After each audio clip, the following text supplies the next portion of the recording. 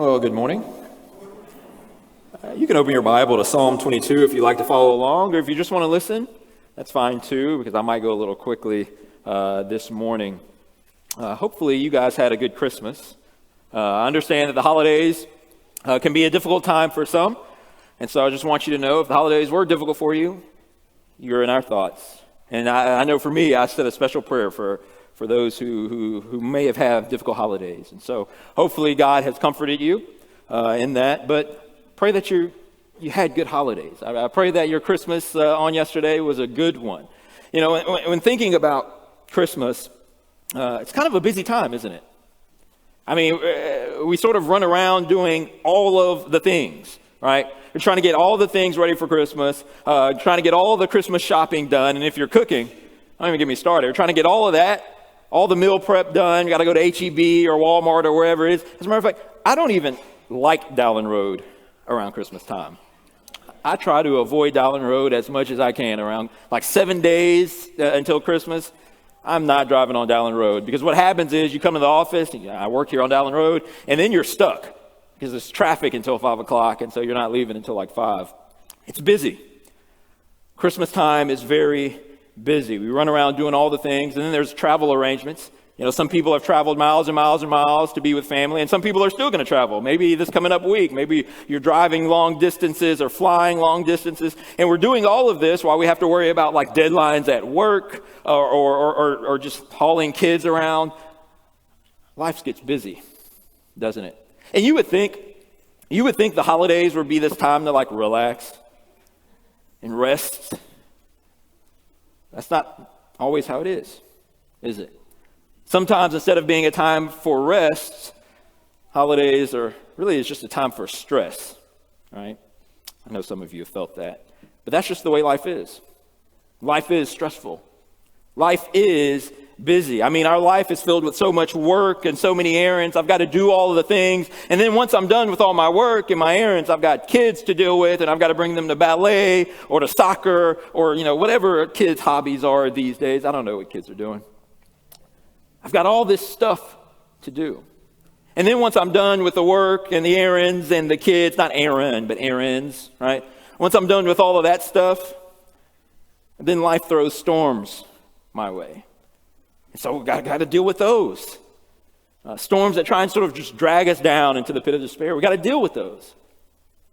And then finally, when we get home and we lay our heads on the pillow, we just toss and turn. Have you ever felt that?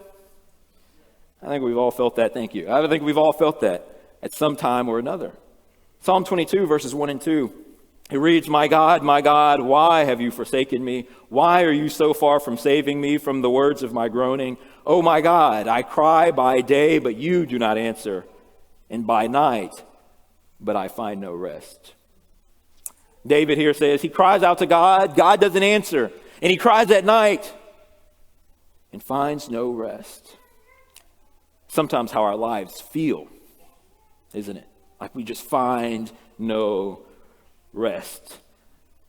So what's my point? My point is we live in a restless world, and that's why we sometimes long for rest. And that's what we're going to talk about in this lesson. We're going to talk about rest from a biblical perspective, Sabbath rest. And what we're going to do is we're just going to take a journey through Scripture. I'm just sort of going to be a tour guide, and we're just going to take a journey through Scripture. We're going to start, I know we've already been to Psalm 22, but we're going to start in Genesis, and we're going to go to the book of Revelation and look at this theme of rest in God's Scripture. Because the reality is God has given us one of the greatest gifts, keeping sort of with the Christmas theme. God has given us one of the greatest gifts that we could ever receive. God has promised us rest with Him in eternity. And so that's what we're going to talk about this morning. I'm going to be a tour guide, and we're going to start in the beginning. Rest in the beginning. Genesis chapter 1, when we're in Genesis chapter 1 and we're reading through the 6 days of creation, because the seventh day doesn't happen until chapter 2. I don't know who put that chapter break there, but somebody did it. So in Genesis chapter 1, we see the 6 days of creation, and we see sort of a pattern emerge in the 6 days of creation. 6 times we read the same phrase over and over again. There was evening and morning, the blank day. There was evening and morning the first day, the second day, the third day, and it just continues on through to the sixth day. But by the time we get to the seventh day in Genesis chapter 2, the pattern stops. We don't see there was evening and morning. Chapter 2 and verse 1, it reads, "Thus the heavens and the earth were finished, and all the host of them. And on the seventh day God finished his work that he had done, and he rested on the seventh day from all his work that he had done. So God blessed the seventh day and made it holy, because on it God rested from all his work that he had done in creation." And so here we see a break from the pattern. There was evening and morning the seventh day. And so we ask why. Okay, why would Moses leave that out? The thing is, Moses is a brilliant writer. If you just read through the first 5 books of the Bible, Moses is a brilliant writer, and he knows what he's doing. I think Moses is doing something symbolic here. It's almost as if the seventh day didn't end after verse 3. I think that's what Moses wants us to see. He wants us to see that life in the garden for Adam and Eve, while they were dwelling with God, that was God's rest. And so in a figurative way, the seventh day didn't end after verse 3. And so Adam and Eve, they were put in this garden. They were put in the garden of rest. And by the way, that doesn't mean they didn't have any responsibilities. They still had to work and keep the garden. They still had to rule over the animals, have dominion over all of God's creation. They still had to do things, but they didn't toil over the ground. It wasn't by the sweat of their brow. They were in God's rest. And if they would have remained faithful, if Adam would have remained faithful, he would have led all of humanity into God's rest as well. But that's not what happens. Adam and Eve, they're in God's rest, but they're not content. It's interesting. We talked about this in the Bible class here in the auditorium. We talked about how Adam and Eve, they had everything. In the Greek version of the Old Testament, the garden is literally called paradise. That's where they were. They were in paradise. What more could you want? But they were not content. The serpent comes, and the serpent says, look, there's this tree, and I know God told you not to eat of it. But if you eat from this tree, you will be like God, knowing good and evil. And so they see that this tree is beautiful. They see that as a delight in that it can make one wise, and so they partake of this tree. They weren't content with what God had given them. They wanted more. And so instead of guiding all of humanity into rest, Adam plunged us all into restlessness, because now we live in a broken world. And we feel that, don't we?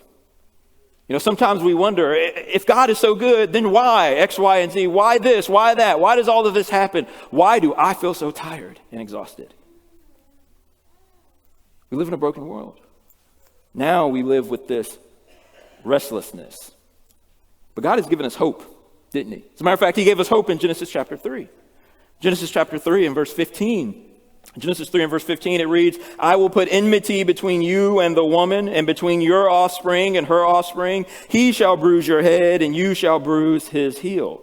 And so God promised Adam and Eve that there's going to be someone, and the serpent as well, because he's speaking to the serpent here. God promises these people that there's someone who is coming, a second Adam. And this second Adam will do what the first Adam should have done. He will crush the head of the serpent. And the idea in this passage, by the way, Sabbath rest, we're doing that after bridegroom for the people in the auditorium. So in the auditorium Bible class. So take notes, because that's the thing we're doing after bridegroom. And so the second Adam is going to crush the head of this serpent. I think the idea here is that this second Adam is going to fix what the first Adam broke. And what that means is this second Adam, and we know who that is, but the second Adam is going to guide us into rest. And so from that moment, I think people were looking forward to this. We get some hints of that in Genesis chapter 4. Genesis chapter 4 and verse 1, Eve has her first child, and she says, after conceiving and bearing Cain, "I have gotten a man with the help of the Lord."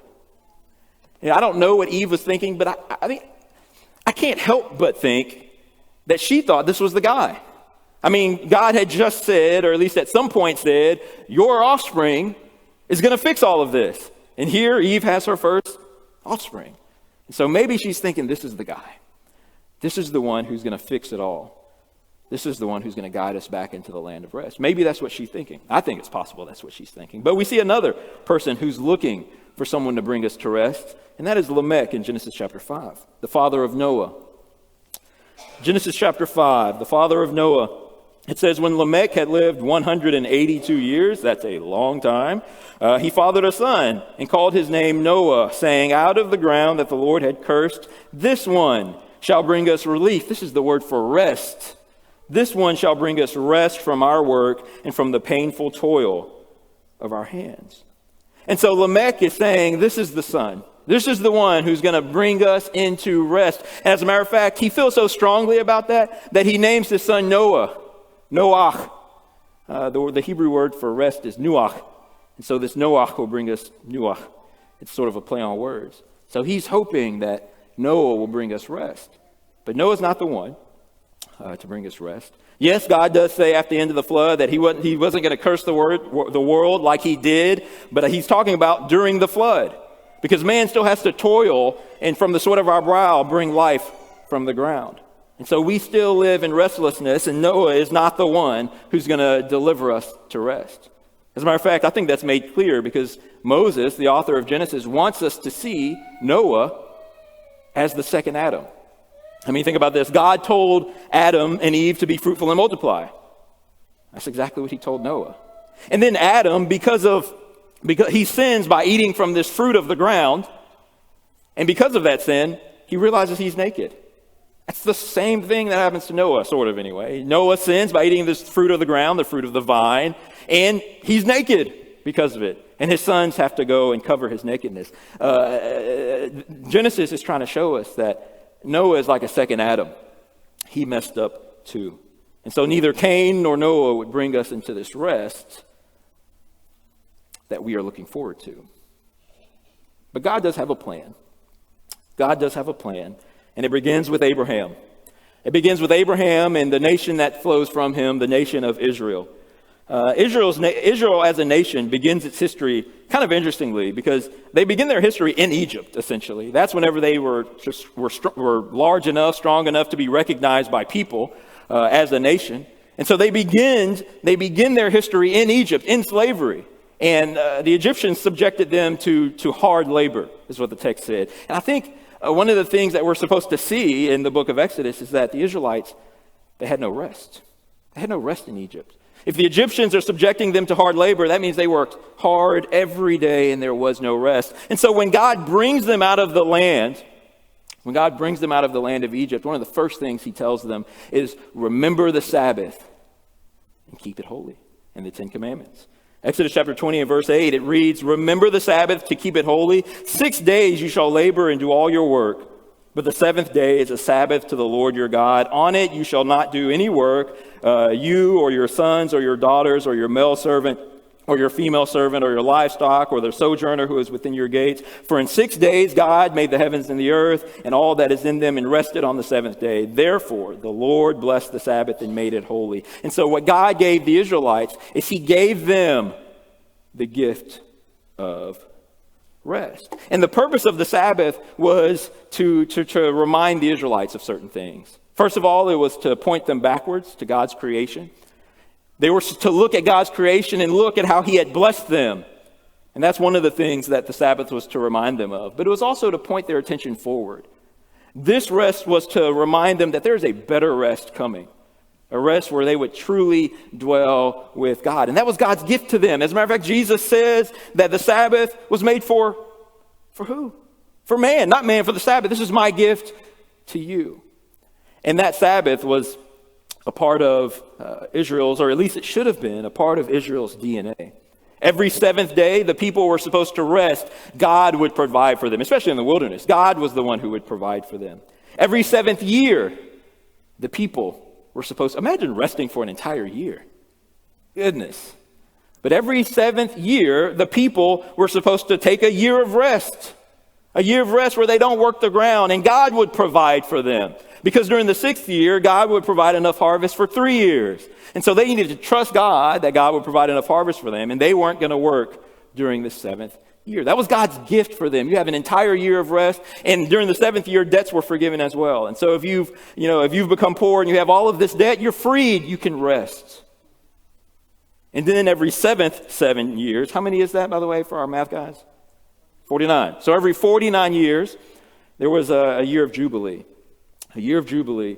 And during this year of Jubilee, the land would rest for an entire year or 2 years, depending on how you read that. Slaves would be freed. Debts would be forgiven. And if you had to sell your property because you had become poor, you know what? You get to go back home. And this was supposed to be an entire year of rest, freedom, time where you could relax. If you've been a slave and you've been working hard, it's fine. Go home. You can rest. If you had to sell your property because you become so poor, imagine being in that situation, how restless you would be. God says, go home. You can have rest.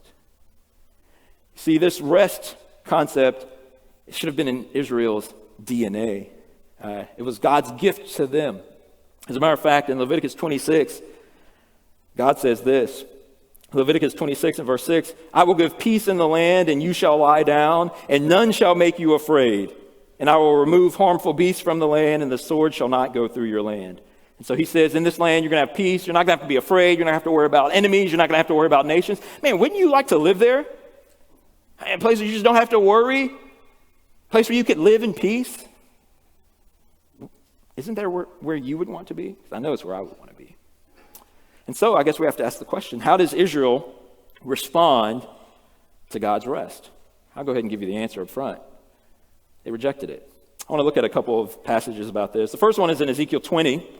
In Ezekiel 20, the author of Ezekiel, he's looking back to the Israelites in the wilderness, and he's looking back at how the Israelites treated the Sabbath in the wilderness. Ezekiel 20, starting in verse 12, moreover, I gave them my Sabbaths as a sign between me and them, that they might know that I am the Lord who sanctifies them. But the house of Israel rebelled against me in the wilderness. They did not walk in my statutes, but rejected my rules, by which, if a person does them, he shall live. And my Sabbaths they greatly profaned. Then I said, I will pour out my wrath upon them in the wilderness to make a full end of them. And so we're told that the people in the wilderness, God had given them this great gift of rest. I mean, I don't know who wouldn't take that, but they rebelled against God's Sabbath. They didn't want it. We're going to do things our way. And ultimately, we see God punish them in the wilderness because they didn't want to go into the land. But this might be part of the reason as well. I want to look at another passage now in the book of Amos. Amos chapter 8. God again talks about how the people of Israel have profaned the Sabbath. Amos chapter 8, we're going to pick up in verse 4. Hear this, you who trample on the needy and bring the poor of the land to an end, saying, when will this new moon be over, that we may sell again? And the Sabbath, that we may offer wheat for sale, that we may make the ephah small and the shekel great, and deal deceitfully with false balances, that we may buy the poor for silver and the needy for a pair of sandals, and sell the chaff of the wheat. The Lord has sworn by the pride of Jacob, surely I will never forget any of their deeds. Shall not the land tremble on this account, and everyone mourn who dwells in it, and all of it rise like the Nile, and be tossed about and sink again like the Nile of Egypt? And so, again, God had offered them, had given them this great gift of rest, and I guess he hoped that this gift of rest would encourage them to be generous to one another. Here, I'm being generous with you. I'm going to provide for you so you can take this year of rest and this day of rest. And so you be generous to one another. But that's not what happens. Instead, the Israelites abuse one another, and they even use the Sabbath to abuse one another. Man, when will this Sabbath be over so that I could take advantage of the poor? When will this Sabbath be over that we may buy the poor for silver and the needy for a pair of sandals? Now, we talked about the year of rest and the year of Jubilee. Do you know there's no evidence that the Israelites ever practiced that? There's no evidence that the Israelites ever performed the year of Jubilee or the seventh year, the sabbatical year. And God says, look, this is for you. Why wouldn't you want this? And it's for the land as well. God made it clear the seventh year is it's a year of rest for you, and it's a year of rest for the land. Why don't you want this? But they rejected it. So what does God do? God sends them into captivity. And he sends them into captivity for a lot of reasons, for abusing the poor, for idolatry. But this is one of the reasons he sends them into captivity as well. In 2 Chronicles 36, Listen to what the chronicler says about why the Israelites go into exile. 2 Chronicles 36, picking up in verse 20, it says, "He took into exile in Babylon those who had escaped from the sword, and they became servants to him and to his sons until the establishment of the kingdom of Persia, to fulfill the word of the Lord by the mouth of Jeremiah, until the land had enjoyed its Sabbaths. All the days that it lay desolate, it kept Sabbath to fulfill 70 years. Because you didn't let the land rest, because you didn't perform and observe my rest, that's okay. The land's going to get its rest. I'm going to send you out of the land. I'm going to send you into captivity, and that way the land will get its rest." That's what God is saying here. And by the way, side note, this is in my notes. You get this for free. God cares about the land. God cares about how we treat his creation. And that's an important point.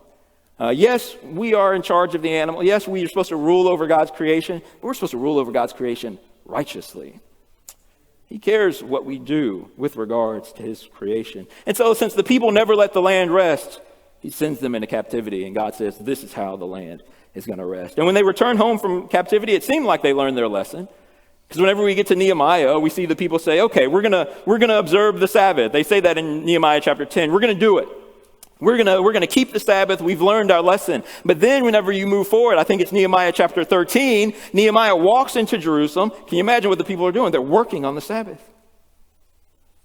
They still haven't learned their lesson. They still don't appreciate the gift that God had given them. But this sort of changes whenever we get to the New Testament. And so we're moving forward in our story a little bit to the New Testament. Just going through the Bible story. We move forward, and we get to the time of Jesus, and there's sort of an opposite extreme that happens with regard to the Sabbath. Now the Israelites are keeping the Sabbath, but because the religious leaders had put so many extra rules on the Sabbath, it had become a burden. And so Jesus enters the scene, and he says, "Come to me, all who labor and are heavy laden, and I will give you rest." Not like what the Pharisees are offering. I will give you real rest. And it reminds me of the promised one from Genesis. Genesis chapter 3, the Adam, the second Adam who would do what the first Adam could not. Adam was supposed to guide humanity into God's rest. He failed to do it. And so Jesus is the one who would guide humanity into God's rest. And how does he do that? How does Jesus guide humanity into God's rest? By suffering the cross. That's how he does it, by suffering the cross. And so now I go back to Psalm 22 for just a moment. Psalm 22, we know that Jesus quotes these words, my God, why have you forsaken me? Why are you so far from saving me from the words of my groaning? Oh my God, I cry by day, but you do not answer, and by night I find no rest." You see, Jesus, he accepted the restlessness of the cross, so that we would be allowed into God's rest. He provided us with rest by accepting restlessness and suffering, dying, being tortured on the cross. And so that's how we have rest. But the question is when? When will we get this rest? I'm talking about, whoops, I didn't do all that. All right, who has just go forward like 2 for me. Right there. Thank you. All right. So when? When will we get this rest, this ultimate rest? Going to the book of Hebrews now. The book of Hebrews, in the book of Hebrews, the author of Hebrews looks back to the wilderness. And he talks about how God led the Israelites into this land. And he calls it into rest. It was a land of rest that God led the Israelites into. And he wants these Christians that he's writing to see that in the same way that God led those Israelites into the land of rest, Jesus lead us into the land of rest as well. Hebrews chapter 4, picking up in verse 9, it says, "So then there remains a Sabbath rest for the people of God. For whoever has entered God's rest has also rested from his works as God did from his. Let us therefore strive to enter that rest so that no one may fall by the same sort of disobedience." And so the Holy Spirit here tells us that there is rest in front of us. Ultimate rest. Rest whenever we will be able to dwell with God in heaven. We're not going to have to worry about anything. That's what we're doing. Just like Moses led the Israelites and Joshua led the Israelites into their land of rest, Jesus is leading us through the wilderness into our land of rest. Last verse I want to look at is in Revelation 21. Revelation 21, I just want to look at the first 4 verses or so. Here it's talking about God's kingdom in heaven. Revelation 21, verse 1. Then I saw a new heaven and a new earth, for the first heaven and the first earth had passed away, and the sea was no more. And I saw the holy city, New Jerusalem, coming down out of heaven from God, prepared as a bride adorned for her husband. And I heard a loud voice from the throne saying, Behold, the dwelling place of God is with man. He will dwell with them, and they will be his people. And God himself will be with them as their God.